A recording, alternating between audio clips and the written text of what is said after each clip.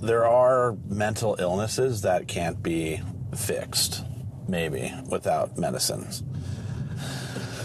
You know, the medicine fixes the issue once or twice or 3 times, and then all of a sudden on the 4th time or the 5th time, the medicine doesn't work anymore, and the issue just gets worse because, you know, they never addressed the problems in the first place, and so they just get put on more medicine until they're no longer themselves.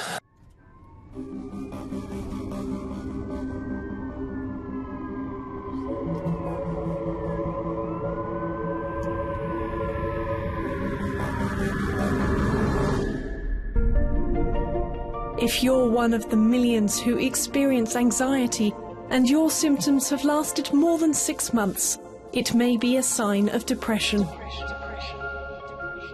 It's a serious medical condition that affects more than 20 million Americans. Antidepressants help relieve the symptoms of depression.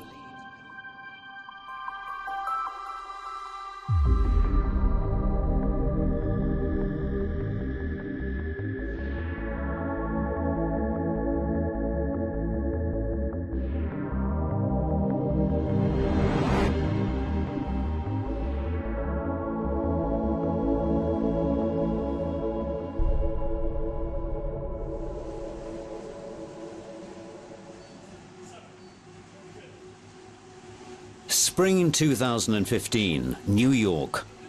Denis Mikhailov, a former office clerk from Manhattan, sets a new Guinness record for continuous running, having covered 129 kilometers in 12 hours.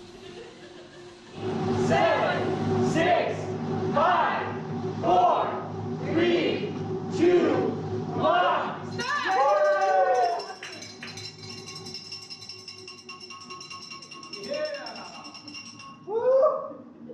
Go to Guinness side. We got the record, guys.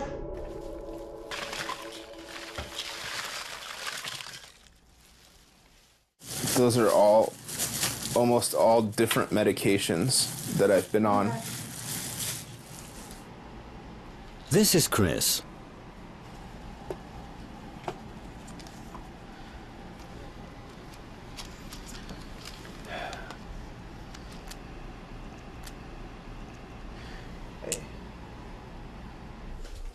This is Josh.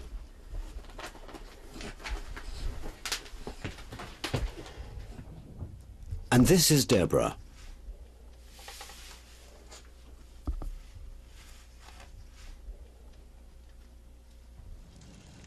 But our story starts with this guy.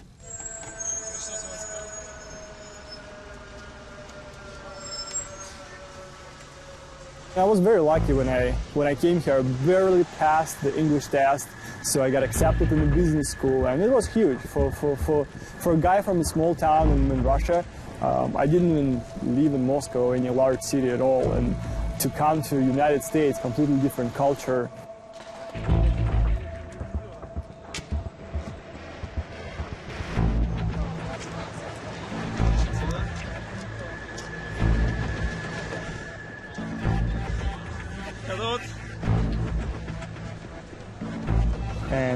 And for me, it was eye-opening experience because I learned about the world of finance, the way that the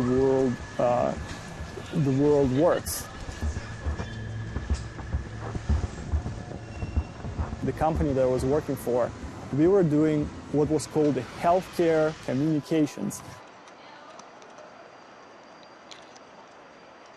which in reality was advertising for the huge pharmaceutical companies. Whenever they come up with a new drug or have existing drug, we would come up with a new ways to advertise it all around the world. I don't want to live with depression. I want to enjoy life again. I feel this pain constantly. This guilt is always with me. Depression may be a result of a chemical imbalance in your brain. Tell your doctor about your problems and ask for a prescription. There's no need for you to feel bad anymore.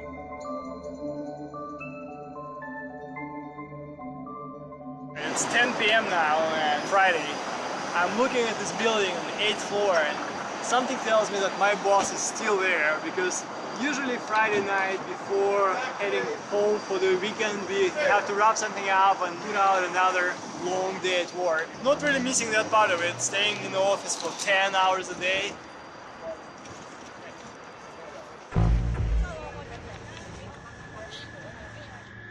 Denis now has a new view of his former job. A few years ago, his life changed drastically, and he has his reasons to help us make this film. Last night from Donald Trump with a sigh of relief and saying, good for you, good for both of you. Gracious, open-armed moments and a plea to bring the country together after what has clearly been the most divisive in this country. And I think This guy's name is Matt. was quite welcome today. I'm here still with Carl Rove and Steve Hayes. Carl, this is a woman who's been the First Lady of Arkansas, the First Lady of the United States, a senator. Today, he leaves his parents' house to go surfing. It's his life. All you got to do is just go down the hill and make a right. Okay. And then we're right there. Okay, we will catch you like in 10 minutes. Yeah, come on. Meet all the crew. Right there. Come on down. When I was, I think, 11 or 12 years old, I was put on a drug called Accutane, which was an acne medicine that blocked the vitamin D so that your skin would be not as oily, I guess. I don't know. Unfortunately, the byproduct of that drug is it caused like severe depression.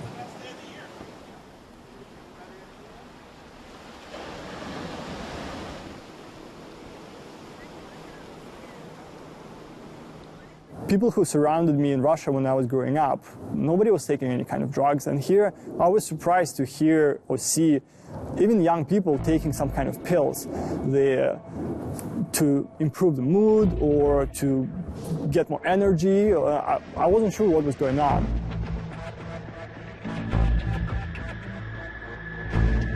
And then when I got involved in this world of the pharmaceuticals, I saw the huge array of different drugs geared to different people to treat different conditions, most of which I've never heard before. I'll never forget where I'm like, you know, in a room and it's all mirrors and I'm wearing this like red and black checkered hooded coat and you have to take these tests and it's like the metal desk with the metal chair and the mirrored room so you can't see anything about you in the room, and then they take the paper away and then they like observe your behavior post. It's like obviously if you have nothing to do and you're a 12-year-old kid or 11-year-old kid, you're gonna be like messing around with whatever. And so then they're like, yeah, well, you know, based on his behavioral pattern, he has like ADHD or ADD or whatever. So they're like, oh, okay, let's put you on Ritalin. I should be fair here. We were coming up with really engaging and interesting advertisings that would really make people think about taking these products. And hello, Ecuador from Times Square. We love you. in a way, it was a very creative work that the agencies were doing. I mean, I was doing only financial part of it, so I wasn't involved in the creative process, but I could see what was going on, and I saw the end products of the work that we were doing. Here's the what is that? Antibiotics. What is this? Oh, here's the Seroquel. Concerta literally has the word amphetamine in it. Okay. These were all prescribed at Phoenix Children's Hospital when he left. And it seems like when kids have problems in school, automatically the teacher wants to give them drugs. Yeah. You know, for years she wouldn't even do it, you know, and then when she finally does it, it's like, all hell breaks loose. yeah.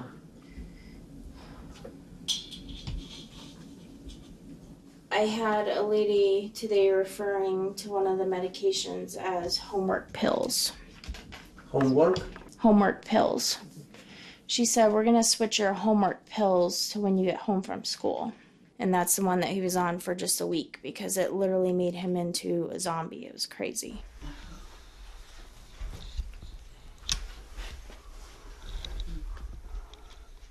You know, they always say that they want to reunify kids with their parents. It's not their goal to keep the kids from their parents. But when I worked in the children's system, they did everything possible to make it hard on the parents to get their kids back. Like tonight, I had to drive an hour and a half just to see my son.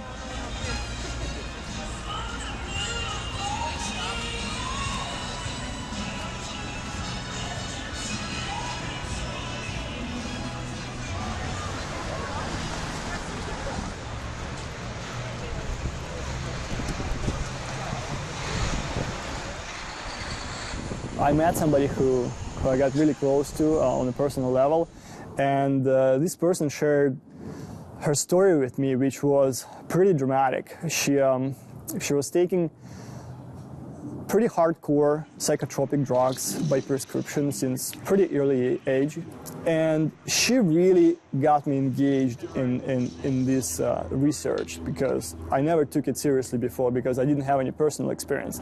But being with someone who depends on those drugs, who doesn't just know a lot about these drugs but physically depends on them, got me really involved. All right, no luck yet.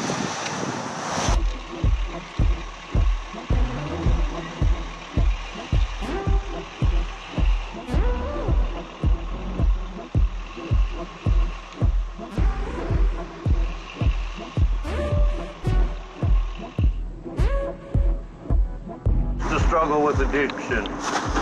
I did it for 40 years. I actually had to go to a rehab. I got kicked out after 2 weeks, and my wife and I were on the run for 6 months. We went, turned ourselves in, and got ourselves straight, and now we're doing good. Took years to become an addict. Takes a long time to get rid of it.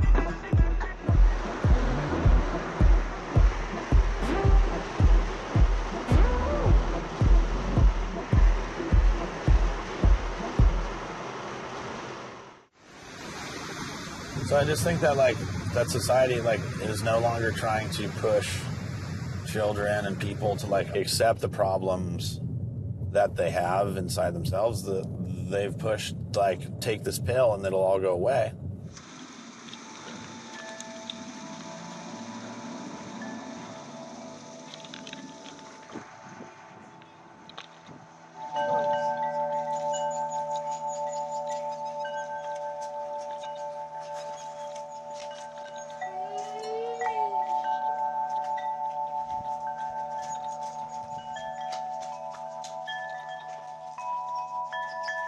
Right here, he was fine.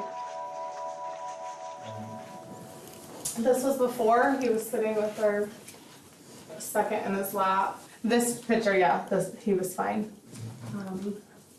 This is after, about 2 years after. You can see his wrist is twisted in the picture.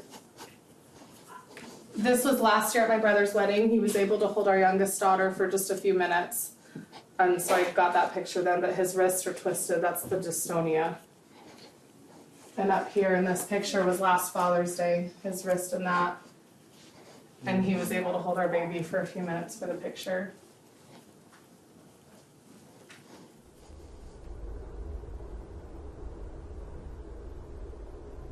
So when we watch TV too, he paces behind the couch. So a lot of the times...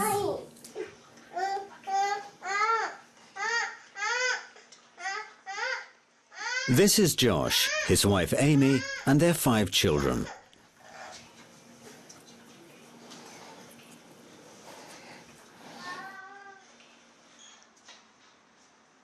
So basically what I do on a daily basis is I just pace, and I pace, and I pace, and I pace.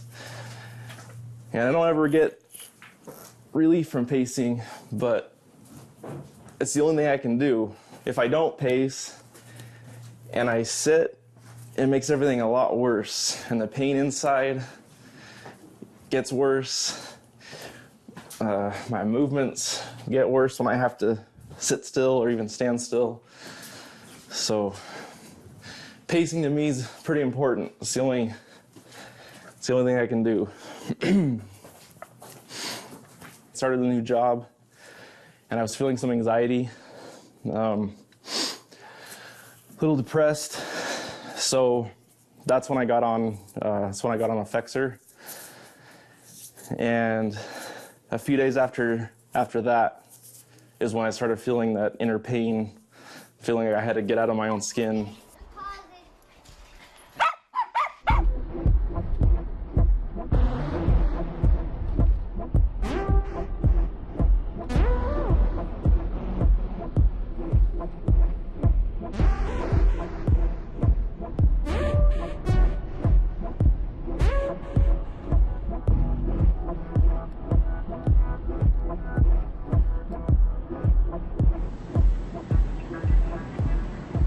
So my personal interest in seeing this doctor is that a few years ago I fell in love with a person who is addicted to psychotropic drugs. And Dr. Peter Breggin is one of the very few people, very few specialists. He's a licensed psychiatrist with the experience of almost 50 years, who never prescribes the psychotropic drugs to his clients. He's one of the very few people in the United States, if not the world, who knows how to do it correctly, and most importantly, how to break the addiction without doing even greater damage to the person. So I think we're all going to learn something very valuable today after we see this doctor in about 1 hour.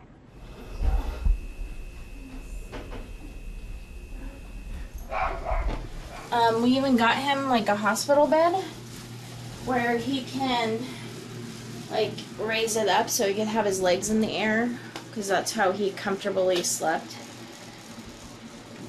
My mom didn't know how long you guys were in here, so she... That's, his name is Cy. He's from like a redneck type reality show. Yeah, you can turn that off. Sure. Sorry. That's okay. Yeah. Redneck reality show. Yeah. Okay.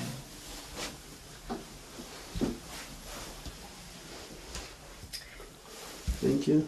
Mm-hmm.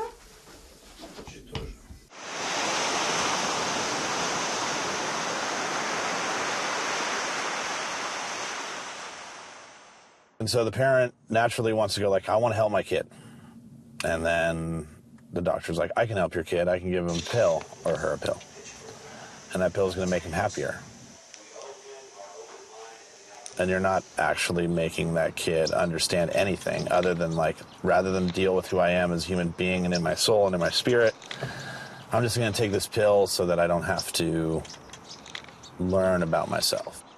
I was a punk rocker, and I was they call it a gutter punk, and basically lived on the streets, just doing whatever I wanted to do. This is Chris. Once a heroin addict, he's now hooked on medication. He came to see us with his girlfriend, Irene.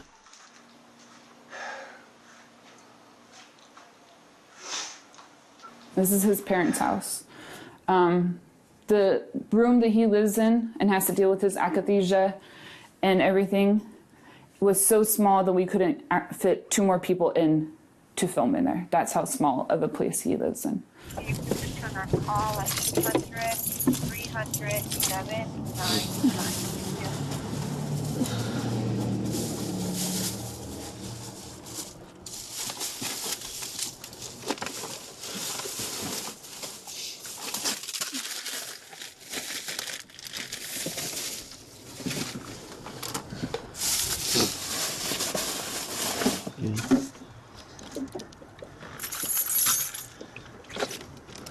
I have to take it every 8 hours, so 3 times a day. And yellow one, what's the name for the yellow one?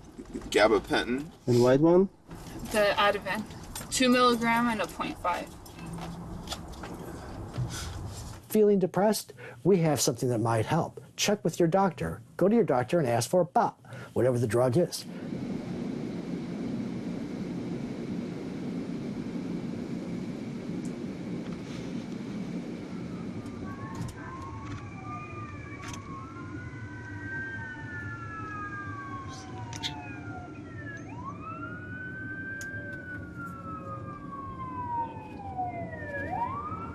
One of the things we've become expert at is how they manipulate the results to make it so that it doesn't look like there was much suicidality, for instance. Mom, I always thought people who killed themselves were weird. But I can't live another day like this. And I almost killed myself last week.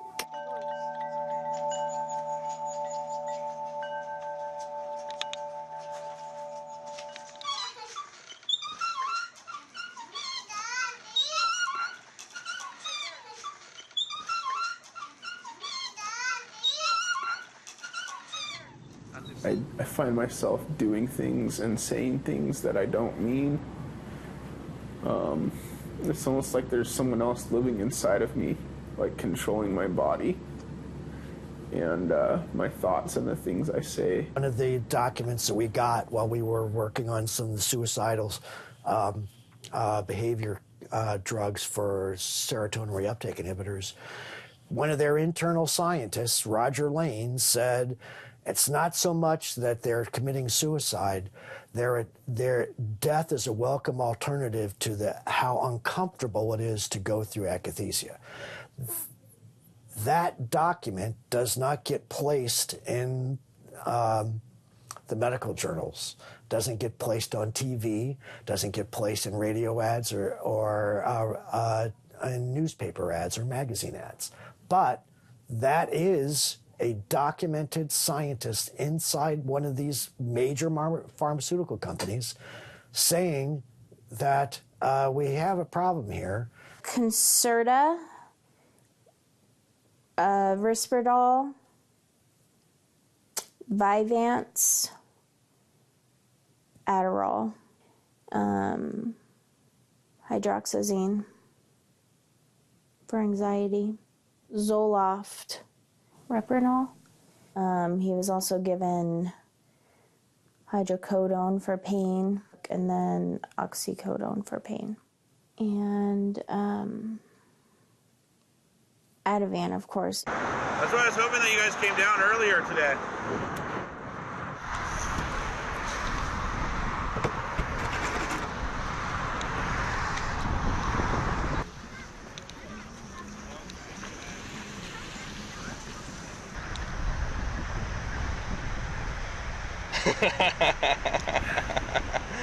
Yeah. So when I got off the drug and wanted to give blood to, help people or whatever, to donate blood, it's like you couldn't give blood after taking Accutane for 6 years after taking that drug. So if that gives you any indication of how strong that drug is, 6 years you couldn't give blood because of the what that does to your blood system or whatever, So.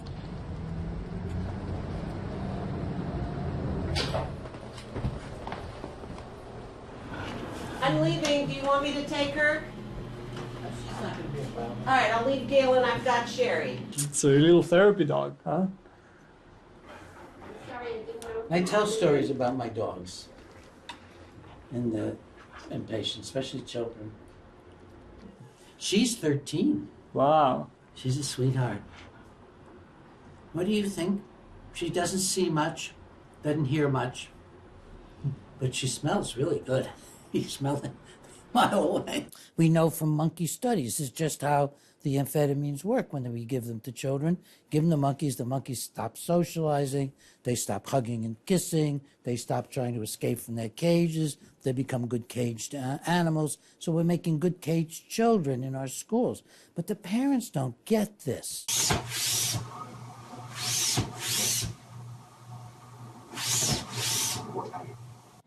And he said, I feel like I can't stop shuffling my feet. It's hard to explain. It feels like there's,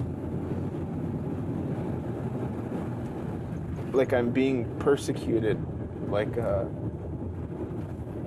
I'm being tortured in a torture chamber, but it's happening inside of my body. So there's nowhere, there's nowhere to run. Yeah, I was always brought up to trust doctors. A lot of people say that, trust doctors, they know what they're doing. Until you find out that they don't. And from there, it's just a snowball effect. When you're hurt by something, a medication especially, the doctors almost become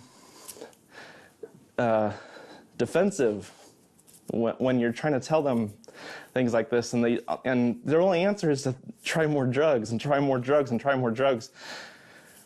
And it's scary and it's tiring. Don't go to your psychiatrist. They get offended because they have feet of sand. They're selling a false product. So they get very angry as a group. I mean, there are always exceptions, but as a group, they get angry. They might even lock you up for wanting to come off your psychiatric drugs. But they do get paid. They do get paid per kid, per, household, whatever. So, I don't know how that all works, but it's a system all in itself. So who can pay for it? So the poor, the disadvantaged foster children, Medicaid pays for it. That's a governmental agency that pays for medications for people who can't, children and people who can't afford it. Older and people who are 65 and older, Medicare pays for it. Military people, TRICARE pays for it. So prisoners, our tax dollars pay for it. If there is an avenue for a flow of income, flow of money to pay for the medication, that's where there will be people prescribed these drugs in a massive way. And they make so much money from it that they are then able to use that as part of campaigns with legislators and with insurance companies to see to it they get even more prescriptions done. It's quite an operation.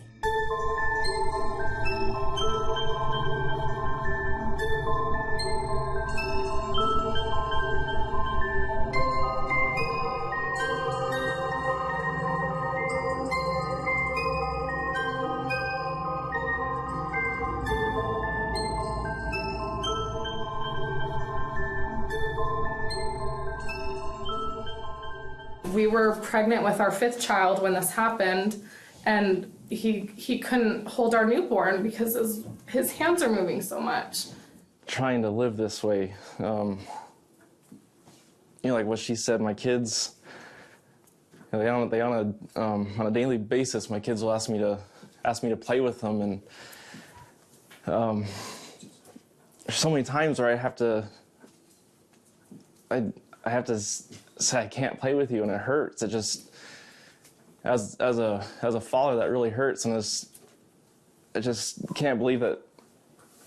I just can't believe that my life has taken this turn. This is not how I ever expected my life would be. I always had plans in my head for the kind of husband and father I'd be, and it's just, I feel like that's all been taken from me. It's all been stolen from me.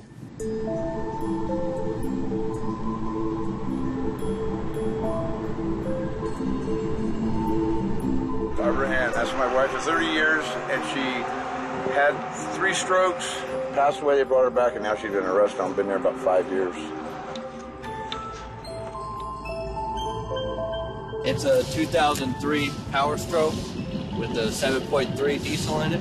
Wake up every morning, having breakfast with my dad and all them. So, you know, can't really ask for much more than that. Just having fun and just living the dream.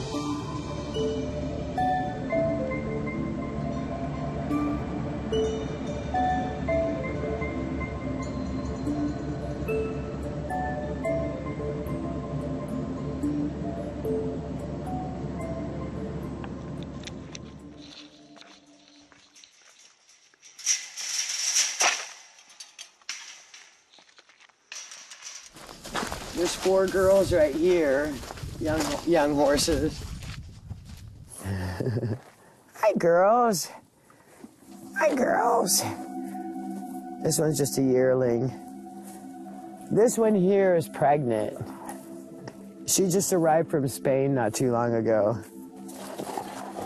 They're always ready.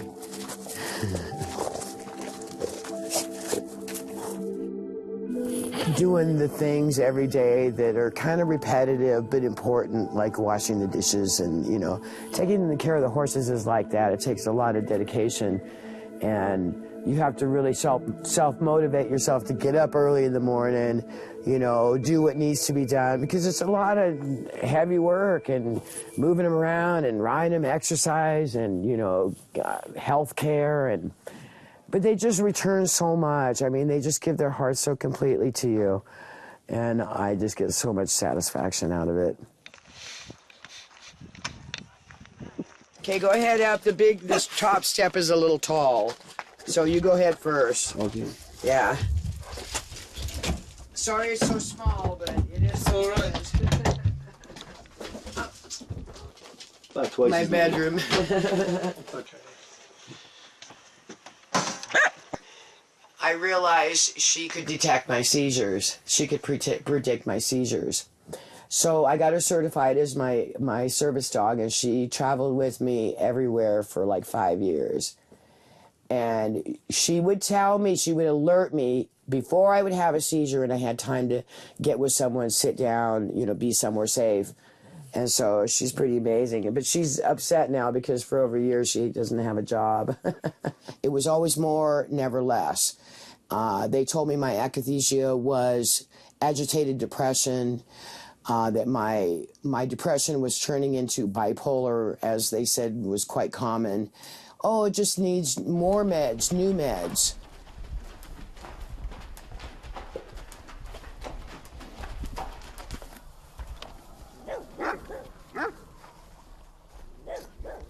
All due to the fact that I was raped as a child and never dealt with it. It was always pushed back.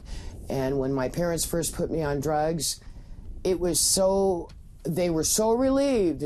See, she's the problem. You know, we don't have to do anything. It's not our fault. You know, she's crazy and all that. So I finally got so fed up, I decided myself that I would get off. Well, I found that wasn't quite so easy.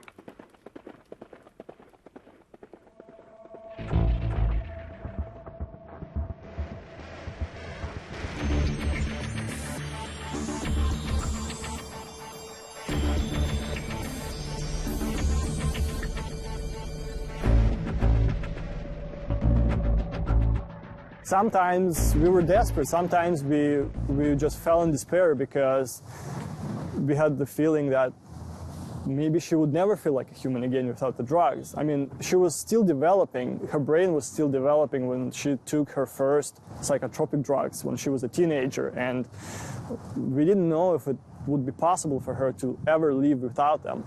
So it was really hard to find a specialist who would help to move in that direction. But we did find some information. We learned about tapering. We learned about the correct way of getting off these drugs. And basically it's the same way as getting off any kind of street drug or smoking or alcohol.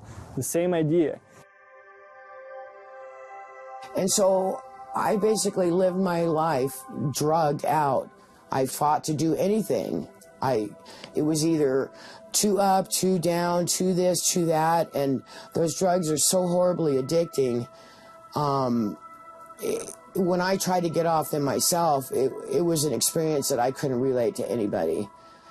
You have to go slowly. It's really important. If you've been on a psychiatric drug, especially multiple drugs for months or years, you have to come off slowly. I've written a book about it. It's called Psychiatric Drug Withdrawal. So I found Peter Bregan's book and withdrawal from psychiatric medications, and I followed it to a T.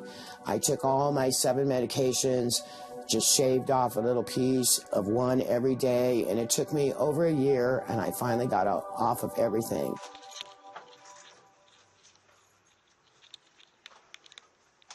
Is this from Star Wars? Yes. Yeah. Nice.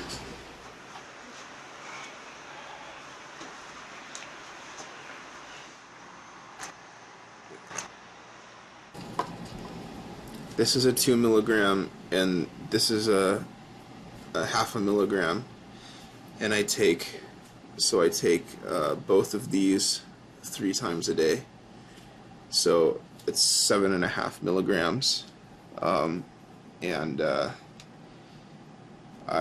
by shaving it down, I've gotten down to about half a milligram in maybe five months. So it's a very, very long, slow process, and he's in withdrawal. And this is only one medication. I have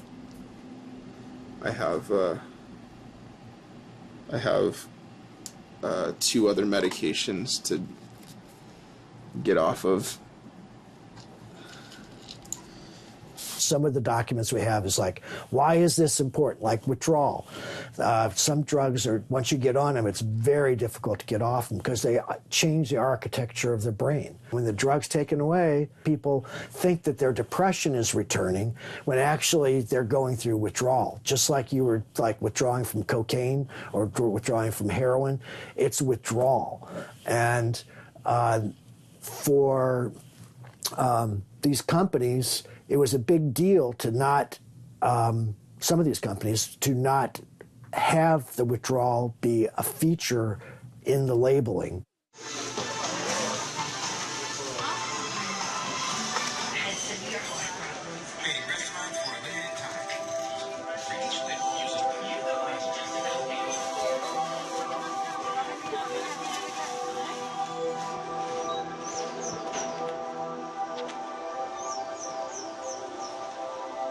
We were really drawn to each other on some emotional level. It wasn't because of drugs that that we were together.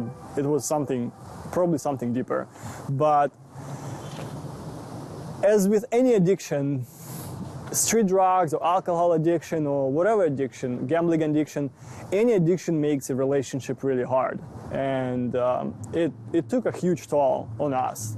So we couldn't hold it together because of this, but we did last for 3 years, and we every single day, one way or another, this topic was coming up. What do we do today to make the addiction better, to make the withdrawal symptoms better, to make her feel like a human again?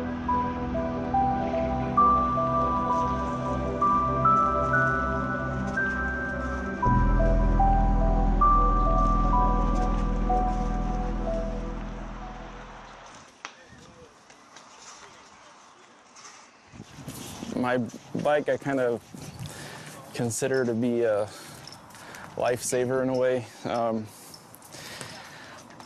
The one thing I can do, and I'm comfortable doing outside, is getting on my bike and riding it. It helps because on my bike I'm constantly pedaling, so I'm moving, my legs are always moving, so it helps. I'm sitting, but I'm moving, and I enjoy it. I can get out and I can move around. Normally, everything inside my body feels like it's just going 1,000,000 miles an hour, and I feel like I don't have any control over anything in my life, nothing. But when I get on my bike, I have control over my bike. I can, I feel like I have control of my bike, and that's a relief for me to have control of something. The bike definitely helps a lot, and I like to go at night because there's not a lot of people outside at night, and I can just kind of be by myself and not have to worry about running into people. And that helps a lot too. That takes a lot of the worry and the stress off. This is what horses do for me. Oh, show me. It's really nice. It's kind of a bodybuilder, you know? Yeah, it makes me feel good, you know, and that kind of like happened surprisingly. One day I'm like, oh, and even in the back, all my muscles, you know, I'm proud because I'm 61. And most of the women I know that are 61, you know, like couch potatoes, you know. Today? So you're looking at the waist, yeah? Yeah. He's always looking at the waist. Yeah. It's a bit cold. And this Topanga right here. Oh. Like 1 minute away. A lot of people. Obviously, if I wasn't in the sea and wasn't participating in like the ocean, like I don't know, I'd be dead. Well, I think that you never get rid of it. You know, I think that's the thing that the parents and society and doctors and psychologists and things like maybe don't understand. There are no lifetime studies. I mean, one of the more recent approvals in the FDA of a stimulant for so-called ADHD was 3 weeks long. So then you're going to say give it for months or years or a lifetime? And why are the studies only 3 months long? Because the drugs don't work. They're all neurotoxins, so after a few weeks, the patients get worse. So you can't carry the studies beyond a few weeks. This is such a giant fraud. I'm just really in shock that it continues on and on.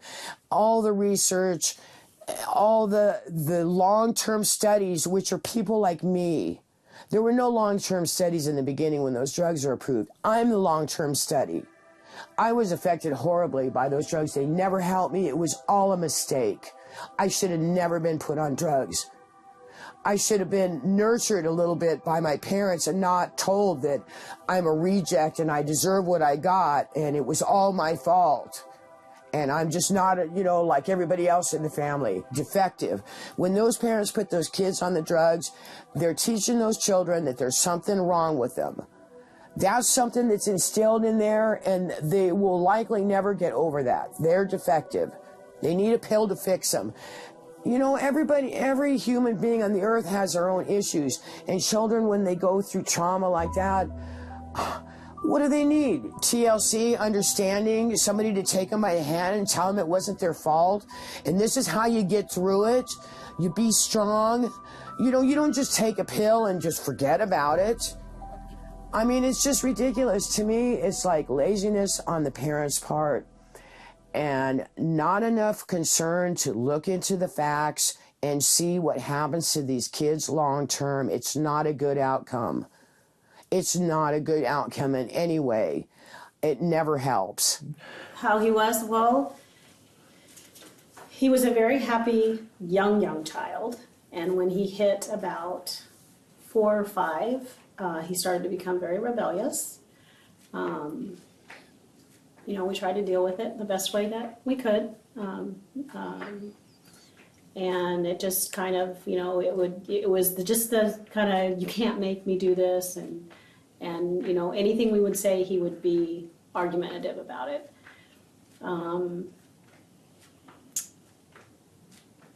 We spent a lot of time with him as a child. My husband and I worked opposite shifts, and so one of us was almost always with him.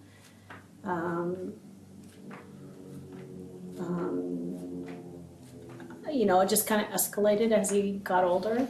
And when he was about in 4th grade, he started having a lot of trouble in school.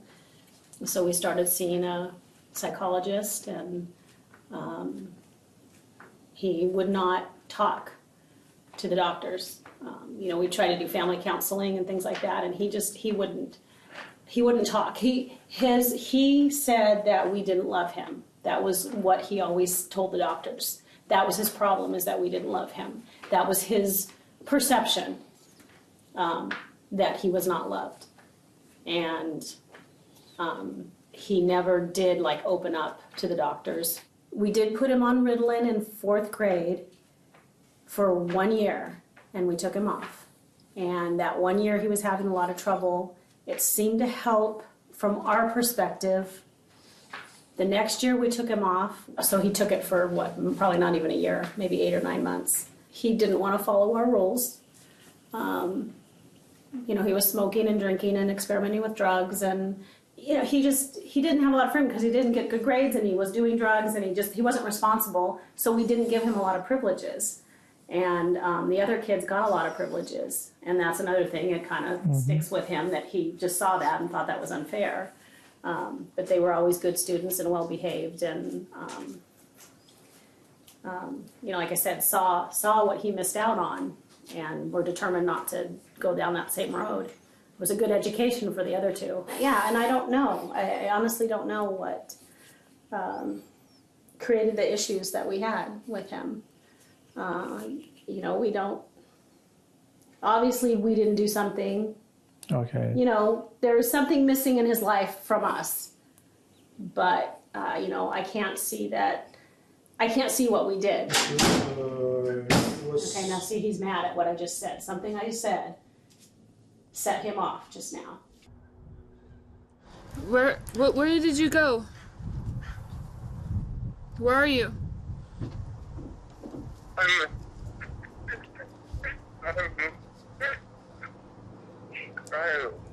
I just started walking. I know, but where? Which way? Okay. I said okay.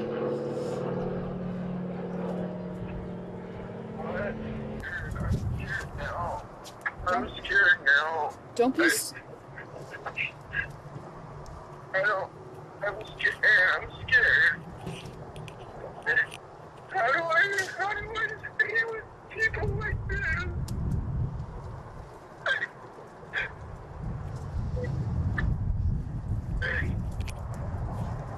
They literally have no compassion.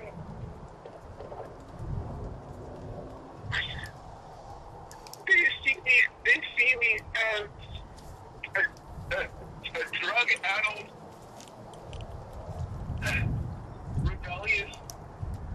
rebellious teenager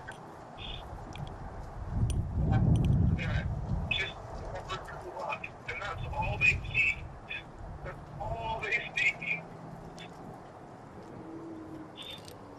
That's all they see. And I can't. There's no hope. There's no hope. There is hope. There's always hope.